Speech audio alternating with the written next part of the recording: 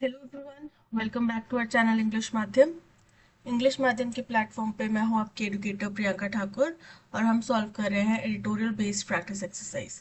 Start करते हैं आज का session with thought of the day, that is you can not change what has already happened, so don't waste your time thinking about it, learn from it and move on. यानी कि जो हो चुका है आप उसको बदल तो सकते नहीं, तो क्या उसके बारे में अफसोस करने से या उसके बारे में सोचने से कोई फायदा है?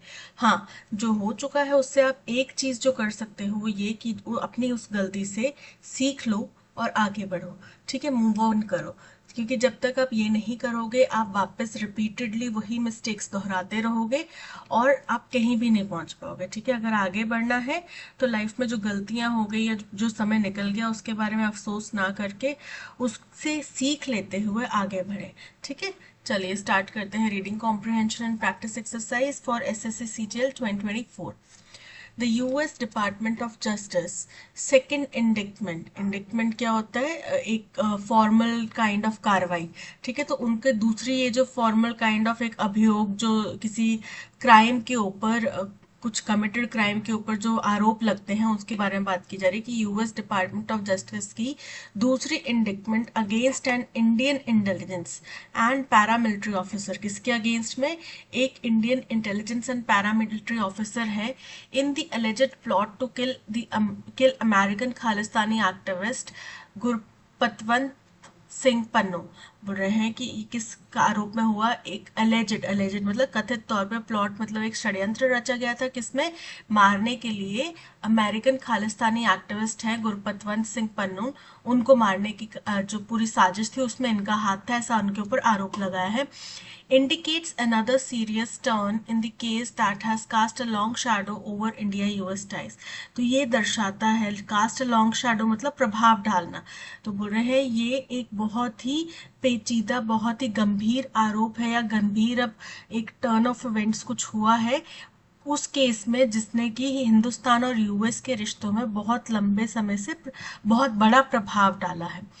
The indictment against Vikas Yadav was released publicly along with an arrest warrant and his listing on FBI's database of most wanted। बोल रहे हैं ये जो उनके ऊपर कानूनी कार्रवाई की गई, विकास यादव नाम है व्यक्ति का, उनके ऊपर ये पब्लिकली रिलीज करी। ऐसे नहीं कि कुछ गुप्त या कुछ ऐसे रैंडम कोई ऑर्डर पास हुआ हो, ये पब्लिकली वहां पे आगाह किया गया और उनको अरेस्ट वारंट भी साथ में दिया गया और एफबीआई के डेटाबेस में इनको मोस्ट वांटेड की लिस्ट में डाल दिया गया। The first time that an Indian official has been so marked out. और ये पहली दफा है जब इस तरह से किसी हिंदुस्तानी ऑफिशियल के ऊपर इस तरीके का निशान लगा है। निशान कैसा लगा है? एफबीआई के डेटाबेस में मोस्ट वांटेड का निशान लगा है। ठीक है, the development comes just after a high-level Indian security delegation investigating the matter traveled to US and the US State Department expressed satisfaction with India's cooperation। बोल रहे हैं ये पूरा जो घटनाक्रम हुआ है ये कब हुआ है?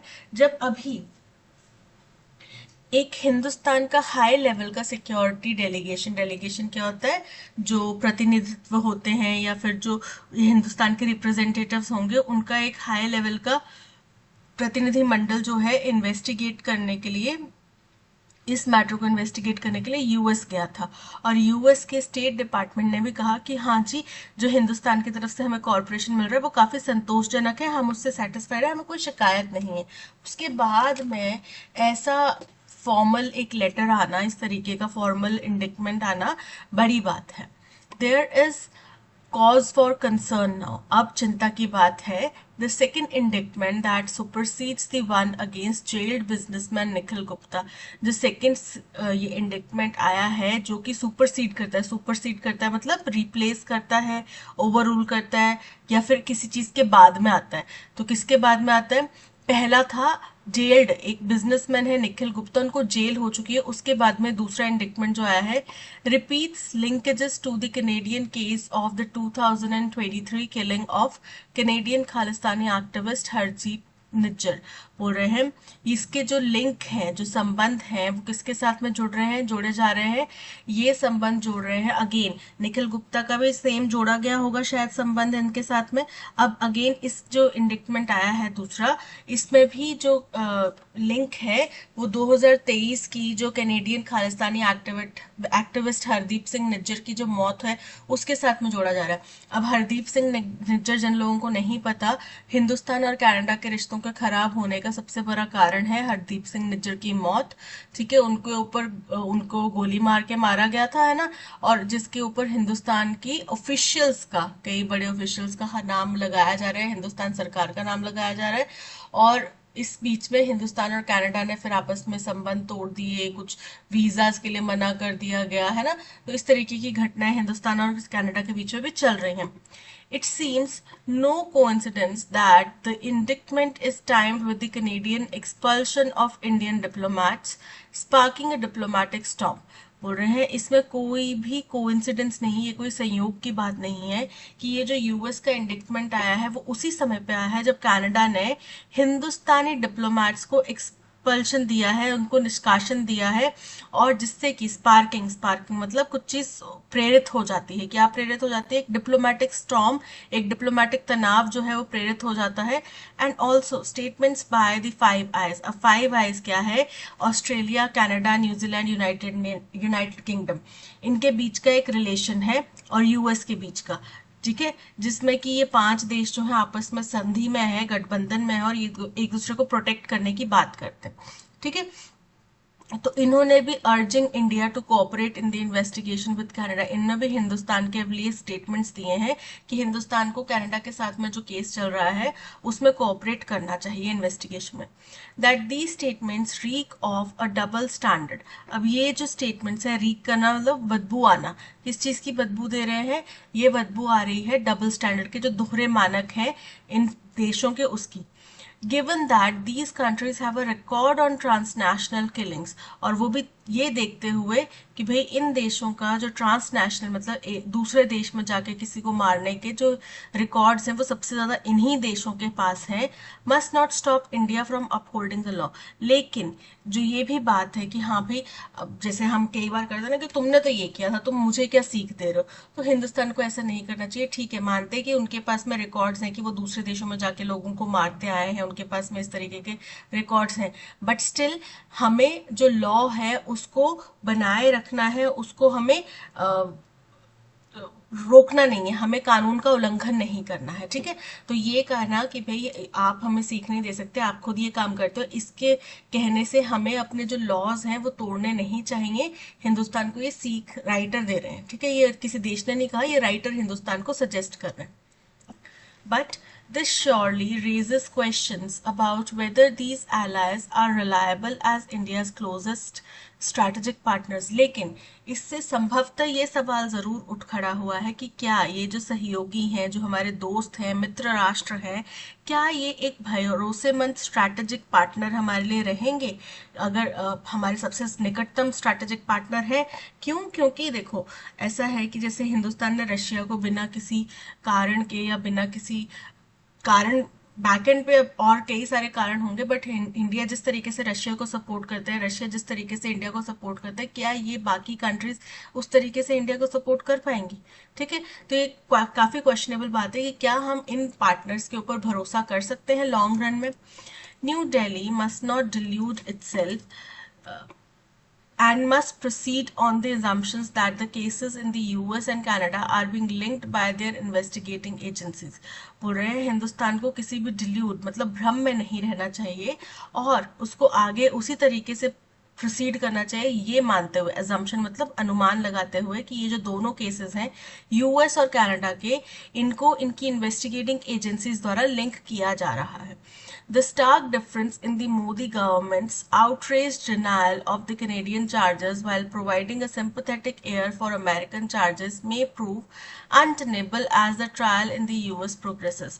बोल रहे हैं जो एक क्लियर डिफरेंट है, मोदी सरकार का जो एकदम गुस्से वाला इनकार, जो कनाडा के चार्जेस, कनाडा जब आरोप लगाता है हिंदुस्तान के ऊपर निज्जर की हत्या के लिए, उस पर तो मोदी गवर्नमेंट ने जैसे एम्प्लॉयज सस्पेंड कर दिए उनके, या फिर वीजास के लिए मना कर दिया, तो इस तरीके का गुस्से का रवैया दिखाया। बट वहीं जब बात आती है अमेरिका के आरोपों की, तो हिंदुस्तान काफी जो है सिंपथेटिक ईयर, मतलब कि सहानुभूति से उन बातों को सुन रहा है उनको, जैसे कि हम सहयोग करेंगे, हम आपकी बात को सुनेंगे, ऐसा वो कह रहा है। तो ये क्या करता है, चार्जेस में प्रूफ अनटेनेबल। अनटेनेबल मतलब ये अस्थिर होगा, ऐसा नहीं है कि इससे हमें कोई मदद मिलेगी कि भाई यूएस ये मान ले कि अरे कम से कम हिंदुस्तान ने हमारी बात सुनी तो सही, ऐसा नहीं होने वाला। क्योंकि जैसे जैसे यूएस में ट्रायल प्रोग्रेस करेगा और ज्यादा परतें खुलेंगी, और ज्यादा परतें खुलेंगी तो हिंदुस्तान किस कगार पे इस पे खड़ा होगा वो देखने वाली बात होगी। ठीक है। It is in India's interest to clarify whether it believes Mr. Yadav was a rogue agent or was carrying out orders from senior officials. बोल रहे हैं इंडिया के सबसे हित में यही चीज होगी कि वो स्पष्ट करें कि क्या वो ये मानते हैं कि मिस्टर यादव एक रोग एजेंट थे। रोग मतलब कि डिसऑनेस्ट, कि वो जो सीनियर ऑफिशियल्स हैं उनकी बात नहीं मानते, या फिर किसी ने आपको कुछ ऑर्डर दिया है तो नहीं मैं अपनी कार्रवाई करूंगा, जैसे कि कई सारी मूवीज में दिखाया जाता है जो हीरो ऑफिसर होता है वो सीनियर्स के ऑर्डर्स नहीं मानता है ना। तो वैसे थे, या फिर वो ये ऑर्डर्स जो हैं वो सीनियर्स ऑफिशियल्स ने जो उनको ऑर्डर दिए थे वही कैरी आउट कर रहे थे, वही को उन्हीं को अंजाम दे रहे थे। when he allegedly promised 2-3 contract killings a month against targeted members of the diaspora, जब उन्होंने कथित रूप से वादा किया था कि वो 2 से 3 कॉन्ट्रैक्ट किलिंग्स प्रति मंथ पर मंथ करवाएंगे टारगेटेड मेंबर्स, एक डायस्पोरा, एक प्रवासी समुदाय के ग्रुप के अगेंस्ट में। While the External Affairs Ministry has since confirmed that he no longer works for the government, लेकिन बोल रहे हैं वही क्या हुआ है कि हिंदुस्तान की जो एक्सटर्नल अफेयर्स मिनिस्ट्री है उसने कंफर्म कर दिया है कि अब वो भारत सरकार के लिए काम नहीं करते। The indictment claims that he was employed by India's cabinet secretariat, लेकिन जो इंडिक्टमेंट, जो ये कानूनी आरोप लगा है, कानूनी डॉक्यूमेंट आया है, इसमें क्लियरली मेंशन्ड है, इसमें दावा किया गया है कि इनको, जो ये मिस्टर यादव हैं, इनको इंडिया कैबिनेट सेक्रेटेरिएट द्वारा अपॉइंट किया गया था, जो कि which under the RNAW is run, जो कि रॉ के जरिए चलाई जाती है, संचालित की जाती है, अंडर विच, सॉरी, जिसके अंतर्गत रॉ चलाई जाती है। Whether the truth lies in incompetence और कॉम्प्लिसिटी, बोल रहे हैं जो सत्य है, चाहे वो अक्षमता में हो, इनएफिशिएंसी में हो, या कॉम्प्लिसिटी में हो, कि साझेदारी में हो, the image of the governments intelligence and national security operation system, लेकिन जो हिंदुस्तान की छवि है, हिंदुस्तान की इंटेलिजेंस रॉ की छवि है, नेशनल सिक्योरिटी की छवि है, वो तो धूमिल हो गई है, डिम हो गई है, मतलब कमजोर हो गई है। If the government proceeds to prosecute him or turn him over to US agencies, it must also consider the impact on the morale of other operatives essaying future operations। बोल रहे हैं चाहे सरकार इनके ऊपर प्रोसिक्यूट करे, यानी कि अपने ही देश में मुकदमा चलाए, या फिर इनको यूएस एजेंसीज को दे दे, कोई भी सरकार फैसला ले, उसको ये जरूर सोचना चाहिए, सरकार को ये जरूर सोचना चाहिए कि उनका कोई भी कदम, चाहे वो इनके अगेंस्ट में कदम उठाए, इनको यूएस को हैंड ओवर कर दे, जो भी कदम ये उठाएंगे वो बहुत हद तक प्रभाव डालेगा जो दूसरे ऑपरेटिव हैं, ऑपरेटिव्स मतलब कि जो दूसरे एजेंट्स हैं, दूसरे जो हमारे ऑफिशियल्स हैं, उनके मोराल के ऊपर, उनके जो हौसला है उसके ऊपर जरूर इसका असर पड़ेगा। एसेइंग मतलब जो प्रयास कर रहे हैं फ्यूचर ऑपरेशंस का, उनके ऊपर जरूर फर्क पड़ेगा।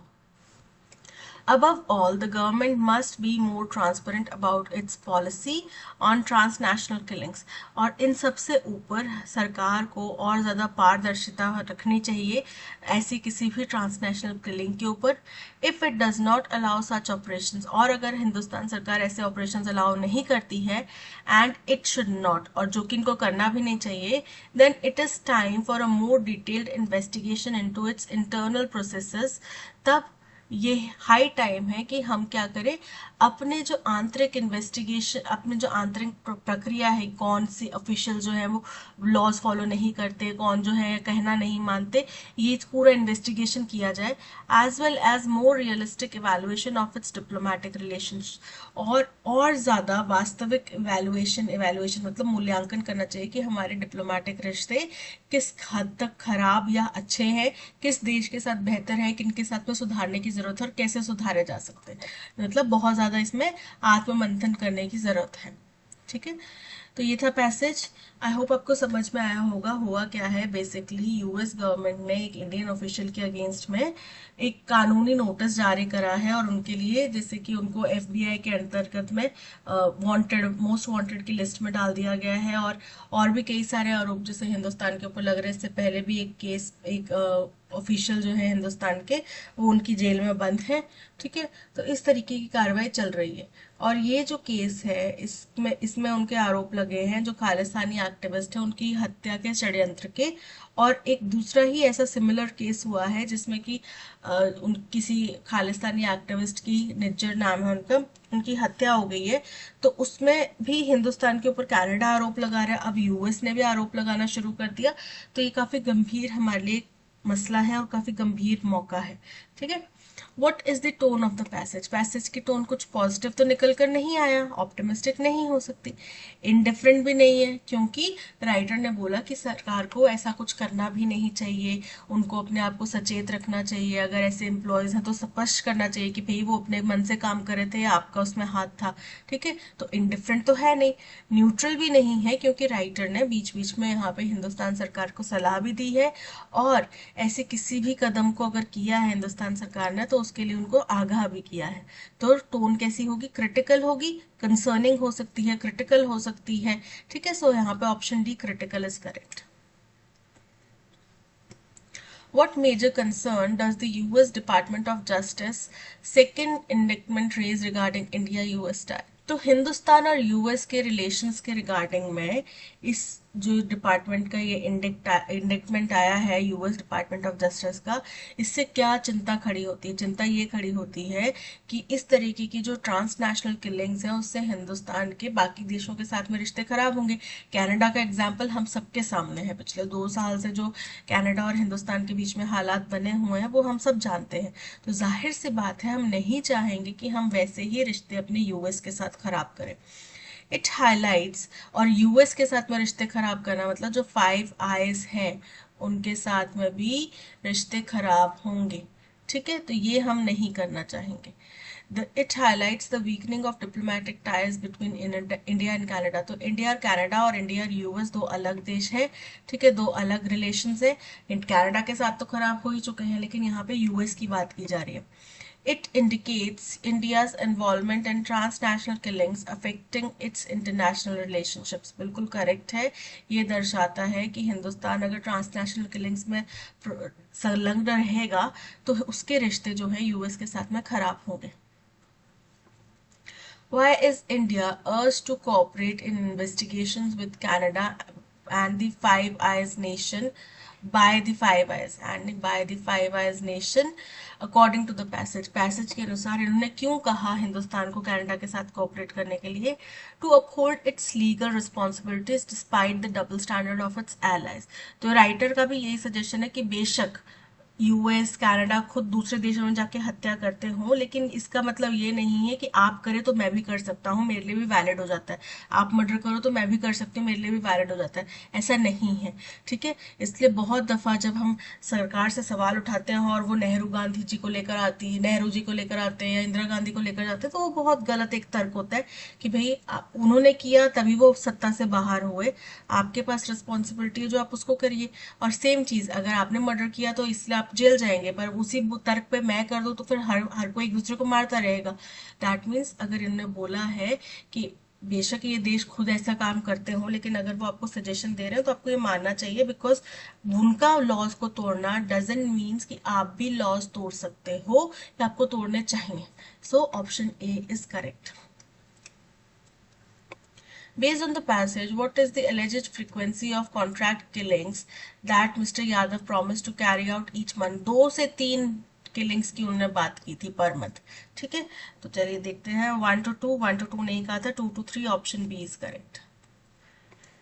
Which of the following comparisons from the passage highlights the difference in India's reaction to the cases in the US and Canada?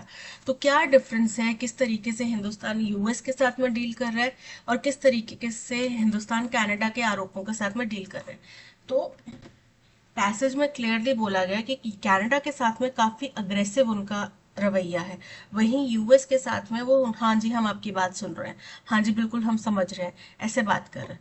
India silent response to both the US and Canada incorrect है, साइलेंट नहीं है वो। India supportive response to Canada and denial of US charges incorrect है। India's sympathetic ear to US case and denial of Canadian charges बिल्कुल correct है। हिंदुस्तान ने पूरी तरीके से नकार दिया है कि कनाडा के आरोपों को, इनफैक्ट उनके आरोपों के रिस्पॉन्स में उनने उनके 6 जो एम्बेसी में काम करने वाले कर्मचारी हैं उनको निकाल दिया, और इन रिस्पॉन्स कनाडा ने भी सेम किया है। ठीक है, इनकरेक्टली स्पेल्ड वर्ड हमें बताना है। फर्स्ट है एकोमोडेट। एकोमोडेट का मतलब होता है कहीं रहने वगैरह की जगह ढूंढना है ना, उसको बोलते हैं एकोमोडेट। मिस्चिवस, मिस्चिवस की स्पेलिंग इनकरेक्ट है। मिस्चिवस का मतलब होता है शरारती, और हम बोलते हिंदी में कई बार जब हम हिंदुस्तानी बोलते हैं तो हम मिस्चीवियस बोलते हैं, बट एक्चुअल में वो मिस्चीवियस नहीं होता, मिस्चिवस होता है। स्पेलिंग क्या होता है, MISCHIEVOUS। ठीक है, so option B is correct.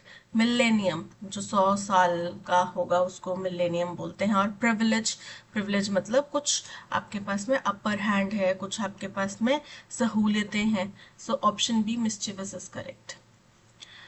Taut word का सिनोनिम बताना है। टॉट का मतलब होता है एकदम स्ट्रेच्ड, एकदम पुल्ड, टाइटली कसा हुआ। स्लैक, स्लैक का मतलब होता है ढीला सा। टाइट मतलब कसा हुआ, टॉन मतलब फटा हुआ, और फ्लेसिड, फ्लेसिड मतलब जो बड़ा ही सॉफ्ट है, लूज है। तो यहाँ पे option B tight is correct. He will be made president by the people, उसको लोगों द्वारा प्रेसिडेंट बना दिया जाएगा। जब एक्टिव वॉइस में बोलेंगे तब बाय के बाद में क्या है हमारा सब्जेक्ट, द पीपल क्या है हमारा, सॉरी सब्जेक्ट है। ठीक है, विल बी मेड फ्यूचर की बात की जा रही है, तो क्या है ये हमारा वर्ब। प्रेसिडेंट किसको बनाया जाएगा, ही। ठीक है, तो the people will make him president, क्या होगा, द पीपल, पीपल अकेला नहीं आएगा, द आएगा। विल बी मेकिंग, बना रहे होंगे नहीं होगा, बनाएंगे। The people will make him president, option B is correct. Steal from a shop meaning किस ईडियम से प्रोटेक्ट होता है। गोल्डन अपॉर्चुनिटी, गोल्डन अपॉर्चुनिटी का मतलब होता है सुनहरा ऑप्शन अवसर। ग्रीन थम, ग्रीन थम का मतलब होता है जो किसानी वगैरह में, खेती बाड़ी में बहुत ही अच्छा हो, निपुण हो। 5 फिंगर डिस्काउंट, 5 फिंगर डिस्काउंट मतलब to steal from a shop. और ब्लैक शीप, ब्लैक शीप मतलब जो थोड़ा बिगड़ैल सा या एक खानदान पे धब्बा बोलते हैं ना कि तुम हमारे खानदान का धब्बा हो, वो होता है black sheep of the family. ठीक है, तो यहाँ पे option C 5 finger discount is correct. I are dancing with my husband at my sister's wedding. I के साथ में are नहीं होगा, I के साथ में am आता है। I am dancing with my husband at my sister's wedding. ठीक है, तो एरर पता चल गया क्या है, I के साथ में are नहीं आएगा, option D is correct. The tea at this cafe is best at the Costa Cafe in our office. अब देखो दैन से हमें पता चल रहा है कि इनके ऑफिस में कोस्टा कैफे है, उससे कंपैरिजन कर रहे हैं इस कैफे की टी, जो टी है उसका। ठीक है, तो कंपैरिजन के साथ में बेस्ट तो नहीं आएगा, क्योंकि बेस्ट तो है वो सुपरलेटिव डिग्री है ना, तो हमें तो क्या चाहिए, कंपैरेटिव डिग्री चाहिए, राइट। तो जब कंपैरेटिव डिग्री होगी, यूज होगी, तो क्या आएगा, इज बेटर दैन, क्या होगा, बेटर दैन। ठीक है, the tea at this cafe is better than at the Costa cafe in our office, कि हमारे ऑफिस में जो कोस्टा कैफे है उसकी चाय से ये बेहतर है। सो एट द कोस्टा का टी एट दिस बेस्ट, यहाँ पे एरर है, बेस्ट की बजाय आएगा बेटर, कंपैरेटिव डिग्री आएगी, option C is correct. Miserable, miserable का मतलब बहुत ही दुखी, परेशान, खराब स्थिति में, अनहैप्पी। एंटोनिम क्या हो जाएगा, बड़ा ही सुखी, बड़ा ही चेयरफुल, बड़ा ही खुश। मेलोडियस, मेलोडियस मधुर, सेटल, सेटल मतलब स्थिर, रिस्ट्रेन, रिस्ट्रेन मतलब संयम रखने वाला, और चेयरफुल मतलब बड़ा ही खुश। सो option D cheerful is correct. Confiscate, confiscate का सिनोनिम बताना है। कॉन्फिस्केट का मतलब होता है किसी चीज को जब्त कर लेना। तो सिनोनिम क्या हो जाएगा? फर्स्ट है रीस्टॉक, रीस्टॉक का मतलब फिर से दोबारा से भर लेना। डिस्ट्रॉय मतलब नुकसान पहुंचाना, तबाह कर देना।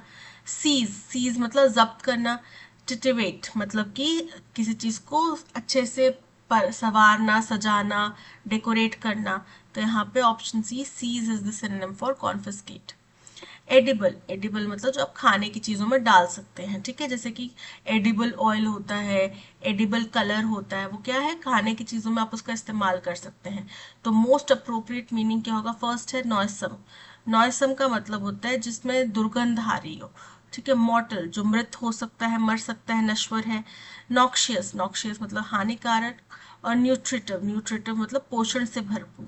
तो अब एडिबल जरूरी नहीं है पोषण से भरपूर हो, लेकिन जो हम खाएंगे उसी से तो हमें पोषण मिलेगा। So option D nutritive is correct. There are many factories in the operative area of the city. अब यहाँ पे अंडरलाइन जो सेगमेंट है उसका सब्स्टिट्यूट बताना है। तो there are many factors in the operative area of the city. तो ऑपरेटिव एरिया कौन सा होता है? किसी भी शहर में जहाँ पे फैक्ट्रीज होती हैं उसको क्या बोलते हैं? इंडस्ट्रियल एरिया बोला जाता है। तो यहाँ पे क्या होगा? फर्स्ट है इंडस्ट्रियल। सर्विसेबल जिसको सर्विस किया जा सके, जिसको दुरुस्त किया जा सके। इंडस्ट्रियस, इंडस्ट्रियस मेहनती से हो सकता है रिलेटेड, ठीक है। मैकेनिकल, मैकेनिकल जो मैनुअली मतलब जो जिसमें मैकेनिक्स लगी हों, कुछ पुर्जे लगे हों, वो गया मैकेनिकल। तो यहाँ पे एरिया अगर शहर की बात करें तो इंडस्ट्रियल एरिया होगा। Option A is correct. The elaborate syllabi had to be dash summarized to make a presentation in the UGC assessment meeting. Synonym बताना है summarize. Summarize का मतलब होता है संक्षेप में बताना, ठीक है, छोटा कर देना।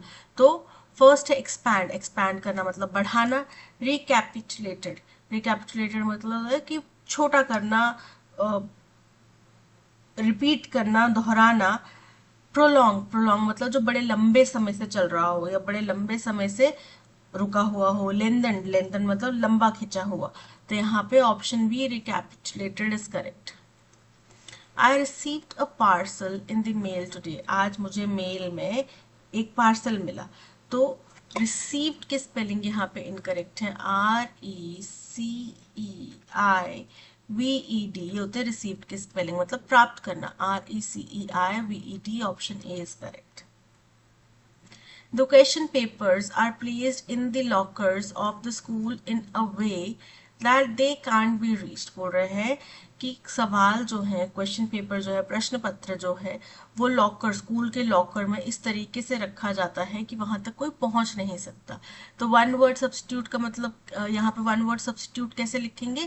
कांट बी रीच्ड के लिए, कांट बी रीच्ड का मतलब होता है कि आप उसको एक्सेस नहीं कर सकते। आर इररिप्रेसिबल, इररिप्रेसिबल का मतलब होता है कोई चीज को आप कंट्रोल नहीं कर सकें या रोक नहीं सकें। तो ये तो यहाँ पे नहीं होगा ना, आपके पहुंचने की बात कर रही है। आर इनएक्सेसिबल, एक्सेस करना मतलब आप उसको छू सकते हैं, उसको देख सकते हैं, पढ़ सकते हैं, बट आप पहुंच नहीं पाएंगे तो आप उसको कुछ भी एक्सेस नहीं कर सकते। So option B is correct. Are affordable, affordable मतलब जो आप खरीद सकते हैं, आपकी बजट में आता है। आर अफेबल मतलब बहुत फ्रेंडली है। तो यहाँ पे फ्रेंडली भी चीज नहीं है, इनएक्सेसिबल है। Option B is correct.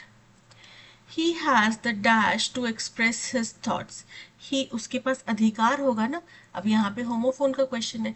Right, ride, right, right, ठीक है। तो अब अधिकारों की बात कर रहे हैं। अब ये राइट दो चीज होती है, लेफ्ट राइट वाला राइट भी हो सकता है और अधिकारों वाला राइट भी हो सकता है। राइट मतलब किसी चीज की सवारी करना, राइट मतलब लिखना। और RITE राइट जो है वो जो हमारे रिचुअल्स वगैरह होते हैं उनकी बात कर रहे हैं, ठीक है। तो यहाँ पे that means option A right is correct. He has the right, उसके पास अधिकार है टू एक्सप्रेस हिज थॉट्स, अपने विचारों को व्यक्त करने का। Option A is correct. An order of law requiring people to remain indoors. अगर कोई भी ऐसा कानूनी नियम लगे जिसमें कि लोगों को अपने घर के अंदर रहना होगा तो उसको क्या बोलते हैं? कर्फ्यू लगना। रिस्ट्रिक्शन, रिस्ट्रिक्शन मतलब किसी चीज को बाधित करना, ठीक है, प्रतिबंध लगाना। कर्फ्यू यानी कि ऐसा नियम जिसमें आप बाहर नहीं निकल सकते। लिमिट सीमा। चेक इन, चेक इन मतलब किसी जगह पे आपका पंजीकरण होना, रजिस्ट्रेशन होना, जैसे कि आप एयरपोर्ट्स में चेक इन करते हैं तो अपना टिकट विकेट दिखा के अंदर चले जाते हैं, हो गया चेक इन करना। So option B curfew is correct. Tea prices in the domestic dash continue to rule high in the current year despite the expectation of a higher production. बोल रहे हैं चाय के जो प्राइसेस हैं डोमेस्टिक मार्केट में हो सकता है, ठीक है, तो यहाँ पे डोमेस्टिक मार्केट में चाय के प्राइसेस की हो सकता है बात कर रहे हो, वो क्या है, कंटिन्यू टू रूल हाई, वो अभी भी उच्च स्तर पर है, हालांकि इन द करंट ईयर, अभी के साल में, डिस्पाइट हालांकि, जब हमें उम्मीद है कि प्रोडक्शन बहुत ज्यादा होगी as compare to previous year. During the past 3 months, पिछले 3 महीनों में tea prices have been dash with the prices of other companies. Tea prices have been, चाय के प्राइसेस हो गए हैं, क्या हो गए हैं, डैश हो गए हैं दूसरी कंपनीज के कंपैरिजन में। अनलाइक लास्ट ईयर, पिछले साल के विपरीत, tea prices have generally shown dash, आमतौर पे टी प्राइसेस जो ये दर्शाते थे, क्या दर्शाते थे, गिरावट दर्शाते थे, स्थिरता दिखाते थे, हाई प्राइस दिखाते थे, कुछ भी हो सकता है। When tea prices rose dramatically, जब चाय के प्राइसेस जो हैं, कीमतें जो है एकदम से बढ़ गई this year, prices seem to have dash at a rather high level, तो प्राइसेस ऐसा लग रहा है कि डैश है ज्यादा हाई लेवल पे। इन द सब्सिक्वेंट 4 months, फिर उसके बाद के 4 महीनों में, the dash average price showed down trend, तो जो टी का एवरेज प्राइस होता है उसमें गिरावट थोड़ी सी देखी गई। T prices in the domestic first market, market मतलब डोमेस्टिक बाजार की बात कर रहे हैं, ठीक है, एरिया किसी भी जगह की बात नहीं कर रहे, क्योंकि चाय के जो कीमतें हैं इन खाने पीने की चीजों की, वो मार्केट के ऊपर डिपेंड करती हैं। Zone, zone particular again area की बात कर रहे हैं, फील्ड भी अगेन एरिया की बात कर रहे हैं, तो यहाँ पे ऑप्शन ए मार्केट की बात कर रहे हैं। During the past 3 months, tea prices have been dashed with the prices of other companies. Aligning, aligning मतलब उनके साथ मिलके समान है, मतलब जितना दूसरी कंपनीज के प्राइसेस हैं उतने ही चाय के प्राइसेस हैं। फेवरिंग, फेवरिंग मतलब किसी को ज्यादा पक्षपात दे रहे हैं, किसी का समर्थन कर रहे हैं। काउंटरिंग किसी के विरोध में है। और एनकाउंटरिंग, एनकाउंटरिंग मतलब किसी का सामना कर रहे हैं, तो यहाँ पे वो उसके साथ में मेल खा रहे हैं, दूसरी कंपनीज के प्राइसेस के साथ में मेल खा रहे हैं। Aligning, option A is correct. Unlike last year, पिछले साल के विपरीत, tea prices have generally shown dash when tea prices rose dramatically, tea prices generally shown an inflow, inflow मतलब किसी चीज का आना, ठीक है, किसी चीज का अंदर आना, प्रवाह होना। एंड इनेट, इनेट का मतलब होता है जो बचपन से पैदा होते साथ ही है किसी में। और रिडक्शन, कमी आई है। And up trend, up trend यहाँ पे फिट बैठ रहा है कि आमतौर पे जो चाय के प्राइसेस उच्च स्तर पर ही होते हैं वो और ज्यादा ड्रामेटिकली बढ़ गए। सो option D is correct. Up trend, when tea prices rose dramatically this year, prices seem to have dashed at a rather high level. seem to have बढ़े होंगे ना प्राइसेस, तो स्टेबलाइज हुए हैं, स्थिर हुए हैं, मॉडरेट हुए हैं, यानी कि बीच में कहीं हल्के हल्के कम करना, हल्का हल्का धीरे धीरे कम होना, तो कम नहीं हुए हैं। हाई लेवल की बात करें तो स्टेबलाइज होने की बात हो सकती है। इक्वेटेड, बराबर होना।